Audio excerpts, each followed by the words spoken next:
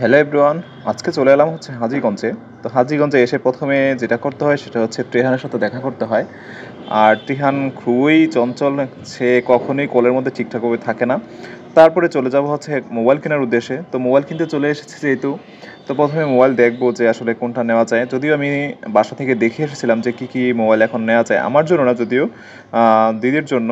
তো যেগুলো ভেবে এসেছিলাম সেগুলো এখানে নাই, তো আজকে আর কেনা হলো না। দেখি আগামী কয়েকদিন পরে আবার হয়তো কিনবো। তো এখন চলে আসলাম হচ্ছে আবার একটা শপিং সেন্টারে। এখানে আসছি মূলত অর্থির জন্য কিছু জামা কাপড় কেনার জন্য। তো অর্থির জন্য জামা কাপড় একটা পছন্দ হয়েছে, তো ওটা কিনে নিয়েছি। আর বাইরে কিন্তু প্রচুর রোদ, এমনিতে সকালবেলা বৃষ্টি হয়েছে প্রচুর পরিমাণে, কিন্তু এখন আবার মোটামুটি রোদ আছে হালকা হালকা, যার কারণে এখন ঘুরে ফিরে মজা ঠিকঠাক লাগছে। তো এরপরে আমার জন্য দেখি কিছু একটা কেনাকাটার চেষ্টা করব। আর বিকালের দিকে হয়তো আমার অফিসের দিকে আবার রওনা হব।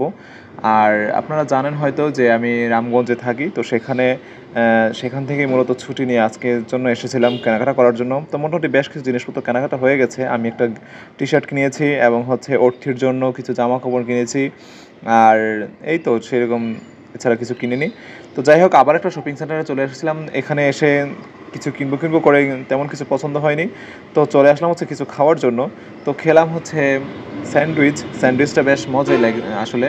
কিন্তু স্যান্ডউইচটা খাওয়ার পর থেকে আমার মানে পেটের মধ্যে প্রচুর সমস্যা হচ্ছিল কেন জানি, কারণ স্যান্ডউইচের মধ্যে প্রচুর চিজ দিয়েছিল, আর চিজটা আমার পেটে মনে হয় সহ্য হয় না আমার, যেটা বুঝলাম আমি।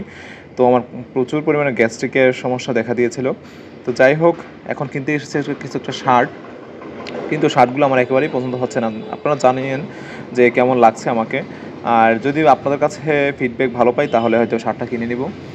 আর এখন চলে আসলাম হচ্ছে মার জন্য একটা শাড়ি কিনতে।